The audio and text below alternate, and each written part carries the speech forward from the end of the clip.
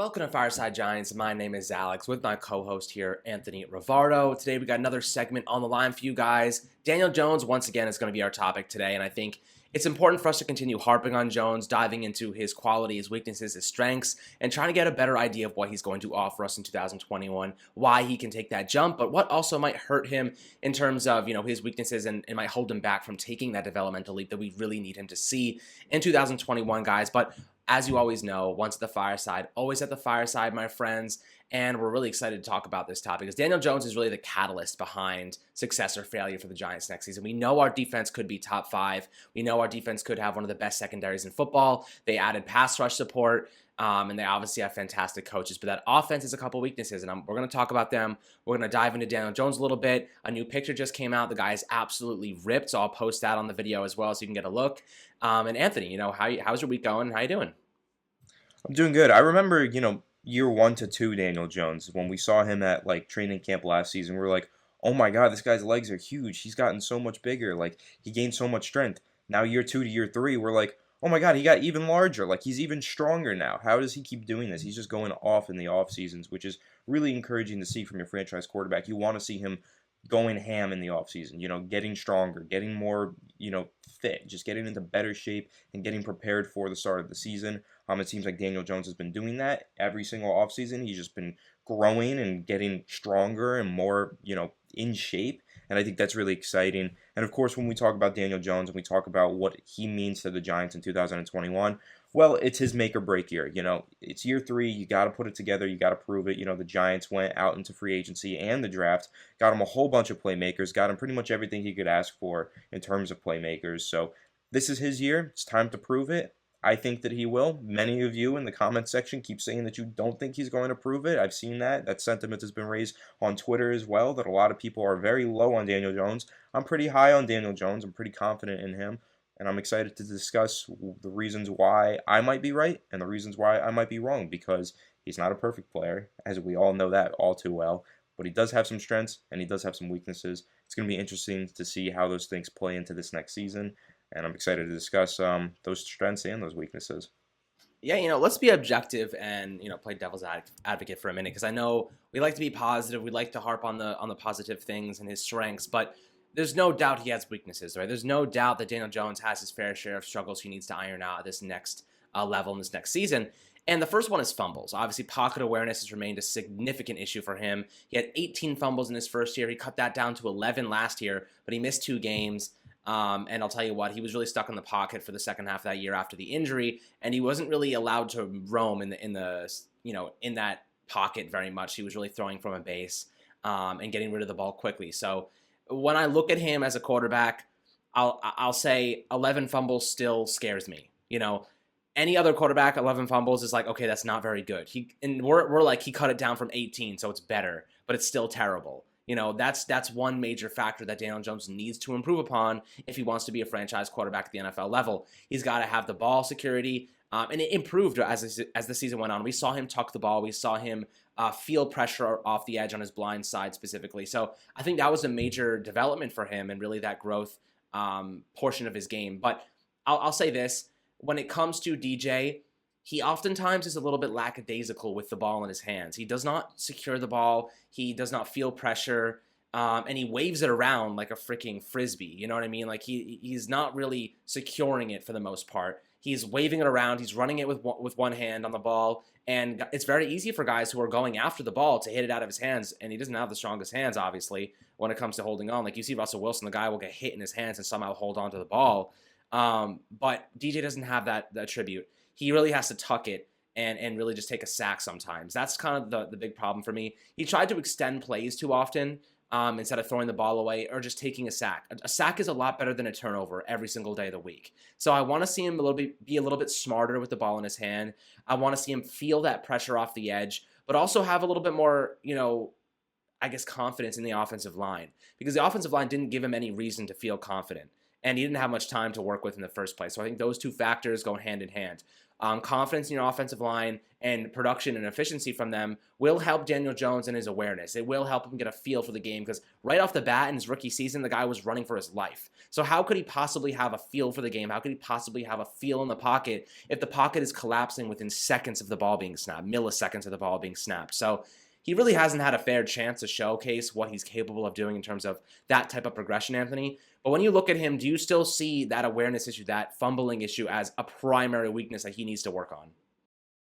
Yeah, I mean, in terms of his weaknesses, that's number one. Holding on to the football, just taking care of that because he led the NFL in fumbles in his rookie season. He led the NFL in fumbles this season. He had 18, brought it down to 11, but it was still more than any other quarterback. So that's obviously a problem. Like, Daniel Jones needs to fix that.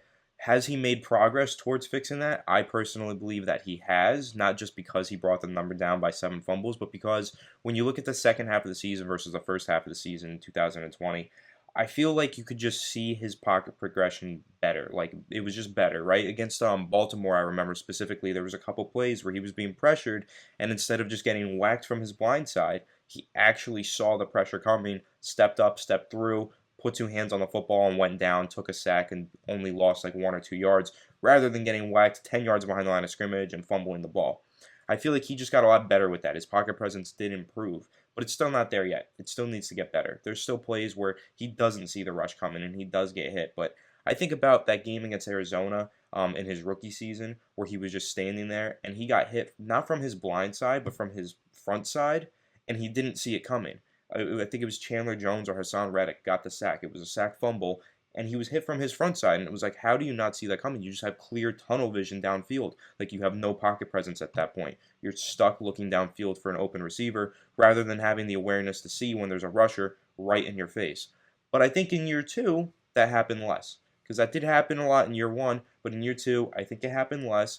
And I think that he got better in terms of sensing the pressure and evading it. So I think that's exciting. That's definitely a good development for him, but there's still room for improvement. He doesn't have Tom Brady level pocket awareness, of course not.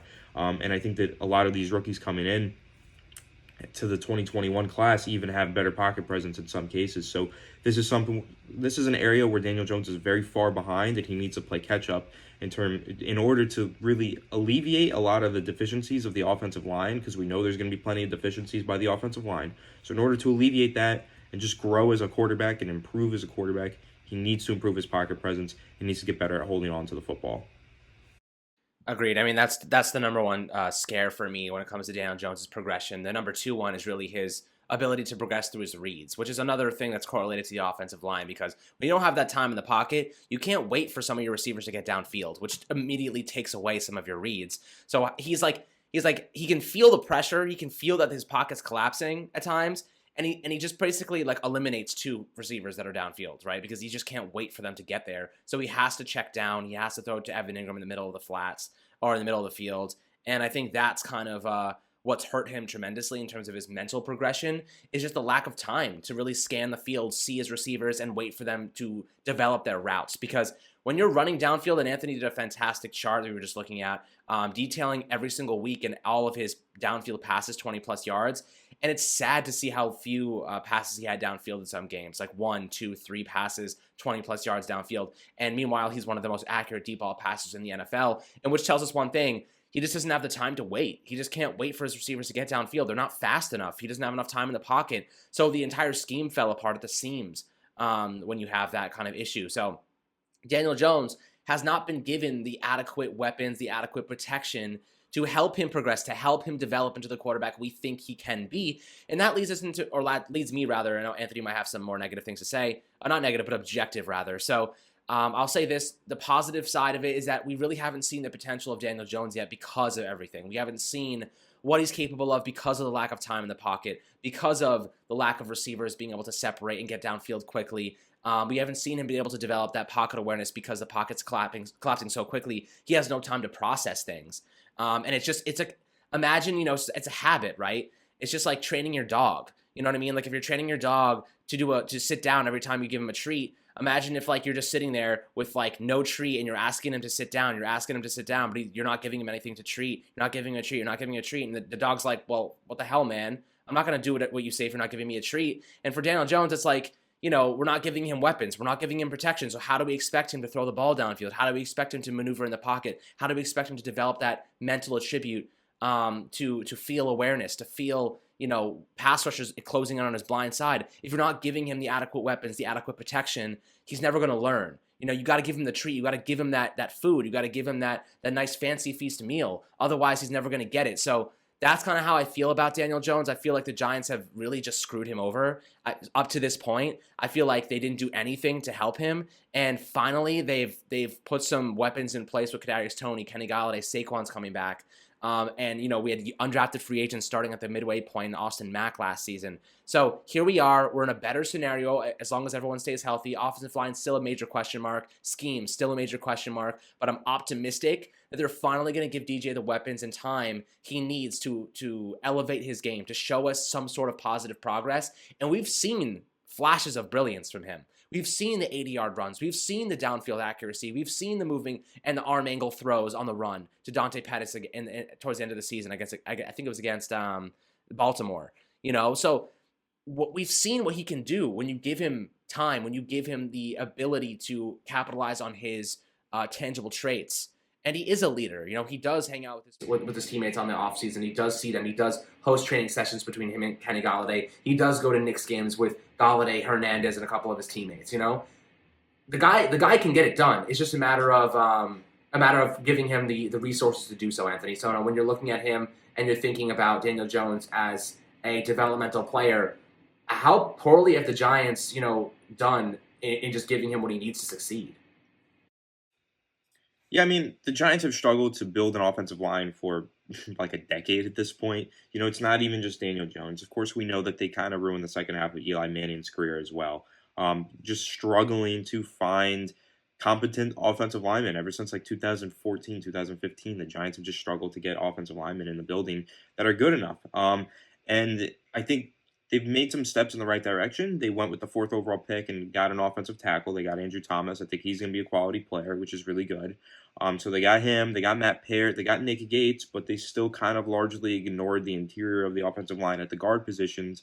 Haven't really invested a second round pick or higher since 2018, and that was Will Hernandez, who they benched last season. So in terms of the offensive line, the Giants have done a poor job putting a competent offensive line in front of him. They've made some attempts, but really they need to do better if they want to protect their quarterback. But with the playmaking duo or playmaking group in general, I don't think the Giants have done that poorly there. I think actually, after this season, they've done a phenomenal job. They did, they knocked it out of the ballpark this offseason. But even those past few years, the main problem was that they didn't give Daniel Jones a number one receiver. They had Odell, they traded him, so they didn't give him one. But they did give him the best running back in the NFL, arguably. And they did give him a pretty dynamic tight end in Evan Engram, though Evan Engram hasn't really panned out the way that we thought he would. So in terms of putting the weapons around him, last season it was really bad because they just didn't have a good enough receiving core. But they did have a good running back who got injured. They did have a good tight end who just had an off year. Like, they've had some pieces, and now this year they went all in, and they got him all the weapons he needed. They got Kadarius Toney, Kyle Rudolph, Kenny Golladay, combined with all the guys that we already had. And I think that's phenomenal. So he didn't have the pieces, but now he does. So now is the time for him to take that step forward. And I want to discuss a couple other points that you made, Alex, in terms of the first read thing, in terms of him not getting through his progressions and whether or not that's offensive line based. So, according to Pro Football Focus, first read, Daniel Jones threw to his first read on 70% of his passes, which is only 1% higher than the league average at 69%. But here's where things get interesting. Next read, his second read or further, was 13%. League average was 12%. That's also fine. So he's going about league average through his progressions. But the telling part of it is, on his first reads, his average depth of target is about average at 10 yards. His next read is about 10.6 yards. And here's the really fun part. In terms of attempts past the sticks, first read only 47%, which is 3% below the average. On his second reads, the attempts past the sticks were only 33% compared to the league average of 48%.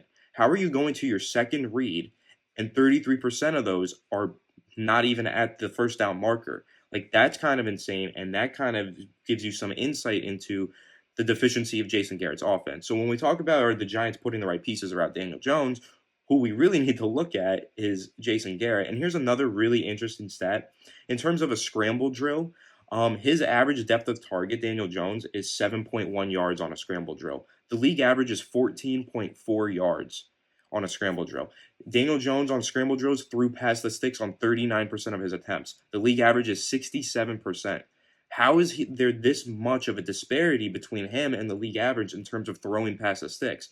Basically, this is just telling me that the Giants, whether it's Jason Garrett or whether it's Daniel Jones, there's a clear lack of aggression in terms of going for the first down. They're settling for underneath routes far too frequently. Maybe the play designs have too many underneath routes and not enough going past the sticks, which I think we know has been a problem. There's been a lot of curl routes that haven't even reached the sticks on like third downs and stuff, and we're just like, why is no one going past the sticks? That's a real problem, and that's shown in these advanced statistics from Pro Football Focus. I know not everybody's a fan of them, but they do give you some really great insight with stats like this in terms of the attempts past the sticks. I just can't believe that on his second read, only 33% of those are going past the sticks. How can you be getting to your second read? Usually they're low to high reads. You read low, and then your second read is a high one that's past the sticks. How are only 33% of those second read attempts past the sticks when the league average is 48%? That boggles my mind, and I really don't even understand how it's possible. How could that be possible that so many of his attempts are short of the sticks? That's what I don't get. And I think when you look at, in terms of the progressions and in terms of are the right pieces around Daniel Jones, I think something needs to change within the offensive playbook around Daniel Jones, the offensive coordinator. And I think it will, because they made a lot of changes to the offensive coaching staff. But the main culprit of Daniel Jones's lack of progression in 2020, to me, was Jason Garrett. Yeah, I mean, when you talk about that second read not, 33% of the time not getting past the sticks, it also ties back into the offensive line. I mean, we could also make the assumption that Jason Garrett was like, the guy doesn't have enough time to actually wait for his second read to get downfield. So maybe that second read literally cannot get downfield for him. It has to be a shorter target. The third read, the way I'm thinking about this is like, if he does have enough time to get to his third read, that third receiver has the time to get downfield. Right? That's kind of how I'm picturing this right now. And the first read should be short. The second read has to be short too, because he doesn't have enough time. The third read, God bless him, if he gets to his third read, then he has an option downfield. The thing is, they just didn't have any downfield receivers. They didn't have the personnel to really fit anything they wanted to do. They had Darius Slayton, who I think was injured last year for a majority of the year because he looked hampered at times. They didn't really have any other speedsters. So, and Darius Slayton was their number 2 guy. So they were really hoping that Evan Ingram could be the one to push the ball downfield, and he was normally the one to push the ball downfield. But then again, he was also the first read on those hot reads to the middle of the field as well. So it was just a disaster, man. Like, the offense did not fit, the personnel did not fit the offense. The offensive line was garbage, a bunch of trash cans running around on wheels. And, here we have the Giants now trying to do the same thing with the same offensive line, and I feel more optimistic with them, but I'm also scared to death because of it. So those are factors that play into this thing. But, it's interesting because you think of this. It reminds me of Eli Manning. Do you know what we used to call Eli Manning before his retirement and while he was really struggling the past couple years? Do you remember? I mean, I called him Iron Man because he never missed a game, but what are you... We called him Happy Feet because the guy was back there jumping around. He was terrified of getting hit. Years and years and years of poor offensive line play scares the crap out of quarterbacks. They just did not help Eli, and they did not help Daniel Jones. Like you said before, Anthony, almost a decade of just inadequate offensive line performances every single year. And Eli Manning's career fell off a cliff because of it. He was always under pressure. He was always taking unnecessary hits. He was taking too many risks because he was scared. He was trying to push the ball downfield and make something happen for his team. And, that's why OBJ was taking slants to the house, was taking screens to the house, because he was just that good of a talent. They didn't really need to push the ball downfield for him to score all the time. You know what I mean? Like, that's how good he was. But the Giants really haven't invested much in the offensive line. Dave Gettleman was supposed to be the OL genius. He's supposed to be the OL fixer, right? He's supposed to be the guy that brings Andrew Norwells from undrafted free agents to prominent, big-time players. He's supposed to be, the guy that brings in those Trey Turners early on in his career and those mid-round picks that end up being quality players. Tyler Moton.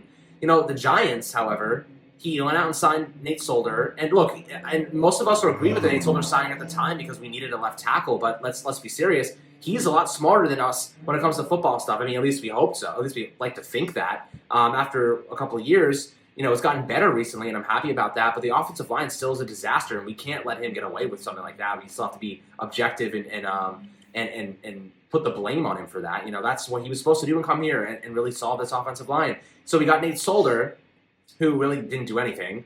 We got Will Hernandez, who's been below average all 3 years of his career so far. He got Nick Gates, which was just one home run. He got Shane Lemieux, who was the worst pass-blocking offensive guard last year. And he got Matt Parrott, who I'm optimistic about, but still hasn't shown that he can be an everyday starter. So right now, most of our positions, aside from center, is pretty much surefire starters. I mean, I think I'm optimistic on Andrew Thomas as well, but again, he struggled last year too. So far, Dave Gettleman has not delivered on his promise of we have to solve the offensive line once and for all. That was his guarantee to us. Right, Anthony? He said that verbatim. We have to solve the offensive line once and for all, and here we are again, once again, scared to death that this offensive line is going to hurt Daniel Jones' progression. You know what I mean? So thank you, Dave Gettleman, for all of the defensive free agency signings. Thank you for getting Galladay and hiring Joe Judge. But the one thing that you promised us, you have not actually succeeded doing. So that's my biggest feud with Gettleman right now. I still think he did a phenomenal job in some areas. But that's the one category that I'm still very, very angry about, and I can't simply let it go because the rest of the team is or even not the rest of the team, but some of the team is playing well. So when it comes to Daniel Jones, he's got to figure that out. They've got to get it right this season. If they don't, they're going to have to start thinking about another quarterback because they did put themselves in a good spot with the contingency plan, getting more draft capital from the Bears. So if Daniel Jones doesn't take that step next year, they're going to have to start thinking maybe we should trade up and get another quarterback to compete with him. Maybe that's what we should be doing. Of course, I don't even want to put that in the atmosphere. I don't even want to put that out there because I still have faith in DJ. I think he has the tangible traits. I think he can run. The read option is going to be awesome this year. He can throw the ball well. He's got some zip to his passes. He can throw the ball downfield adequately. He can move in the pocket well. He can throw on the run. He's got what you want in a franchise quarterback. He's got all the traits. It just comes down to consistency for him and the pieces around him, right? So, Anthony, when you're looking at Gettleman in this offensive line, do you still hold him accountable for that? Are you still angry that he hasn't put this together? And do you think that this offensive line not being put together, the rest of what he's done, does it make up for that? Or do you still think that he promised us this and we need to see improvement now, or otherwise he should be on the chopping block? I mean, of course we need to see improvement, but with Dave Gettleman in the offensive line, I do have to admit that he's made some attempts. He's tried to improve the offensive line. Like, he tried with Nate Solder. He tried with Will Hernandez. He tried with Nick Gates, and I think that one was a hit. He tried with Andrew Thomas. I think he's going to be a hit. Tried with Shane Lemieux. Tried with Matt Parrott. Like, he has made attempts to improve this offensive line. So, were these good attempts? That's what it comes into. Like, how good is he at evaluating offensive line talent? Like, some of these attempts were obviously pretty poor. The Nate Solder attempt turned out to be pretty poor. And Shane Lemieux so far hasn't been so great. But, I mean, how much do I hold Dave Gettleman accountable? Of course I hold him accountable. He's a general manager. It's his job to build this team and get the right players on the roster. If he's not getting the right players on the offensive line, then yes, it is his fault. But does all the stuff that he's done outside of that make up for it? He's built a top 10 defense in the NFL. He's gotten Daniel Jones a plethora of playmakers this offseason. In some way, yeah, it does make up for it. Going into this offseason, I was very skeptical and concerned because Dave Gettleman was still the GM. Exiting this offseason, I kind of feel confident because Dave Gettleman is the GM because he did a phenomenal job this offseason. Like, I have to take my hat off and say kudos to Dave Gettleman. Past 2 years, I've wanted him gone. I've wanted him fired.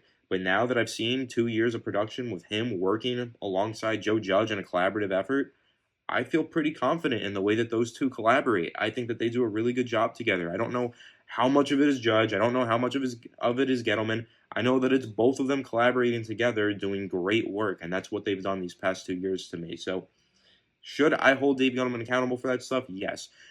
Does his last 2 years of production in the offseason make up for it? Honestly, to me, yes, it does. I think that him and Judge have combined to do a really, really good job these past 2 off seasons. And so for that reason, I do give Dave Gettleman a bit more leeway going forward, and I no longer have him as a must-fire candidate. So I'm really impressed with what he did, especially this offseason. That's fair. I think that's a very reasonable perspective. But again, everything ties back into that offensive line, and I think that I would have even preferred that he solved that offensive line than, I don't know, trade for Leonard Williams and sign Blake Martinez. I think that offensive line. This is an offensive league. Sure, but without those moves, though, you don't have a top 10 defense in the Yeah, but again, NFL. this is an offensive league, and you have a top 10 defense. Look, if you have a bottom 5 offense and a top 10 defense, you are still a losing team, and we saw that last year, like straight up. Sure, but to counterpoint though, I mean, I totally get what you're saying. I would love to just invest assets into the offensive line and get some hits like that. But in terms of trading a third and a fifth for a player who's top 10 in his position, it's a lot easier said than done with an offensive lineman. You can do it on the defensive line, like with a guy like Leonard Williams.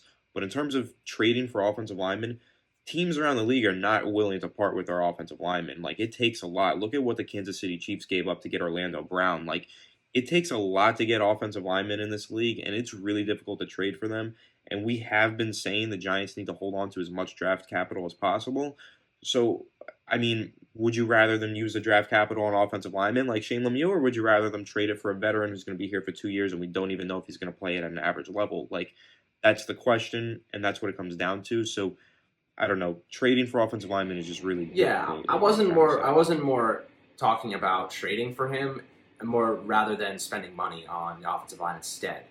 And I think, I'm talking specifically, with the free agent money. I think that's a good point. That's I'm going to butt in just one more time. I think that's a good point because with Joe Tooney, the offensive guard who hit the open market, he did get paid a lot of money, somewhat similar to like a Kenny Golladay contract. You could say, would you rather the Kenny Golladay contract or would you rather one of the best offensive guards in the NFL, right? So I think that's where you're coming from, and I guess that makes sense. But personally, I look at playmakers and I say you invest in the playmakers and you find average offensive linemen through the draft. That's just how I feel. Oh, no, and I get that. Problem is, Giants didn't even go after an average offensive lineman in the draft. So it's like, there's the counter for you. It's, the Giants didn't do a single thing except go out and sign offensive guard and Zach Fulton, who allowed the most sacks in the NFL last year.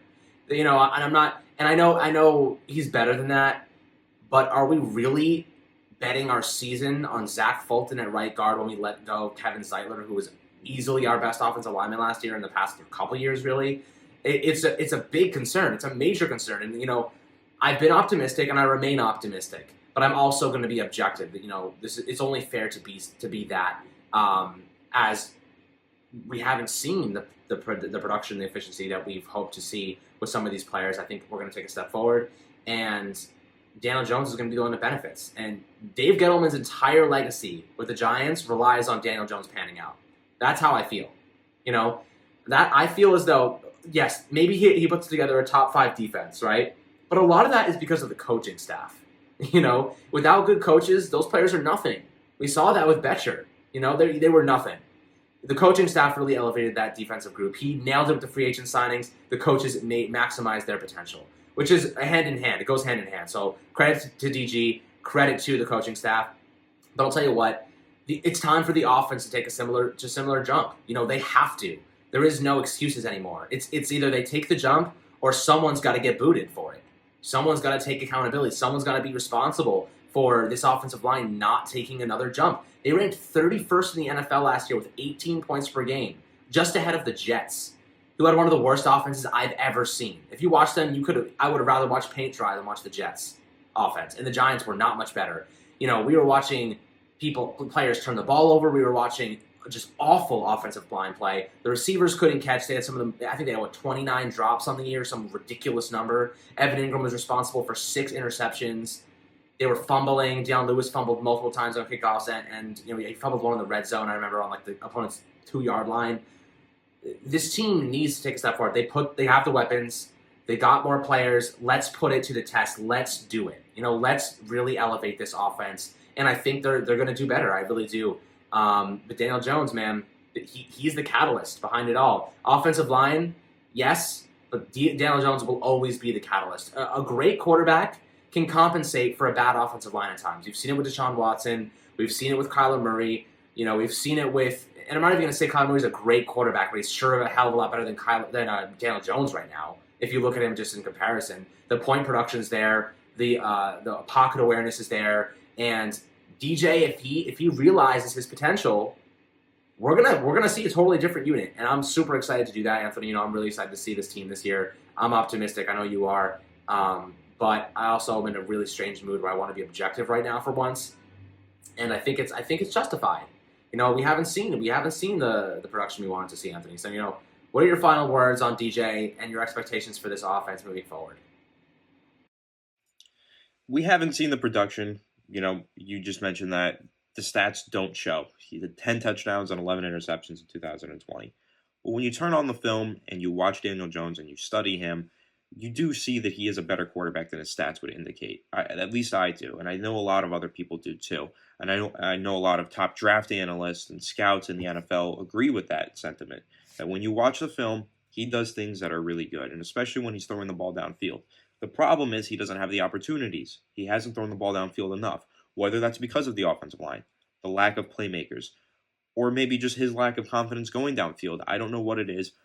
Maybe it's a lack of good play calls as well. I mean, he's really good throwing the ball downfield, but he just hasn't done it. I just watched every single 20-plus yard passing attempt by Daniel Jones, charted all of them, put them all into an Excel sheet. I'm going to release that to you guys eventually, but I'm going to do a film breakdown on it first about all of his 20-plus yard passing attempts, so make sure you stay tuned to that. And then I think I'm also going to do one on the inverse and go into the flaws of Daniel Jones and why he might not succeed. Personally, I look at the highs and I look at the lows. And the highs feel a lot higher than the lows to me right now in terms of his 2020 season. So I do feel really confident in Daniel Jones. And I think now that they put all these playmakers around him and they made these refinements to the offensive coaching staff, I think they're going to be huge for Daniel Jones, show a lot of improvement around him, not just from him, but around him. And once the improvement comes around him, I think we'll get improvement from him. And I think that's what we get this season. I do feel really confident going forward with Daniel Jones. Of course, it's not like we have Patrick Mahomes at quarterback. You know, we're not super confident, but I feel confident enough to say year 3, I think he has this breakout with the new weapons around him, and I do think that he establishes himself as a franchise quarterback. I don't know if he reaches elite status at any point in his career, but I do think as a good franchise quarterback with a couple of elite seasons in his career, similar to how Eli Manning was. He wasn't elite throughout his career, but he had a couple of elite seasons, and we got Super Bowl rings out of it. I do see something similar for Daniel Jones. I think that he can have a career like that, and I think that's something for Giants fans to get really excited about because that's really all you need, a couple elite seasons and a couple rings, right? So we'll be happy with that. So going forward, man, I'm confident in Daniel Jones. I do see a lot of great potential, and I think now that things have improved around him, we're going to see a new beast awaken in his 3rd season, and I can't wait to see it. Me too, my friends. Me too. I hope you enjoyed this episode of Fireside Giants. I'll scatter some DJ clips throughout this video so you can enjoy some of his better plays because we want to look at his strengths and as we head towards the 2021 season. OTAs are underway. First one was on Monday. They're going to be going on for a couple days, and hopefully we'll get some cool pictures and action shots that we can share with you guys. And I'm excited to check out the Giants and see what they're doing on the offseason and how their scheme changes. Preseason is closer than you think. It's still May 25th. We got a couple months left, but we're going to be grinding. We got new segments coming out every day. We're going to have some Madden stuff for you. And I'm really excited for, the development of this channel as we create new content. And hopefully you guys stick around for all of it. I know when the season comes around, we're going to be on high gear. And it's going to be super fun for you guys to really enjoy all the stuff we have planned. So really appreciate all the support as always. Once at the Fireside, always at the Fireside. Make sure to subscribe on YouTube, Apple, Spotify, notifications on, little bell thing on YouTube on. We love you guys so much, and we're going to do another voicemail session next Monday is the plan. So we got those. Make sure to hit up the voicemail. The phone number is on the screen on YouTube on the background, and I'm excited to answer your questions once again. I've gotten a couple more calls this morning, so I'm excited to do that. And we'll catch you guys on the next video. Have a fantastic week, and we'll see you guys tomorrow.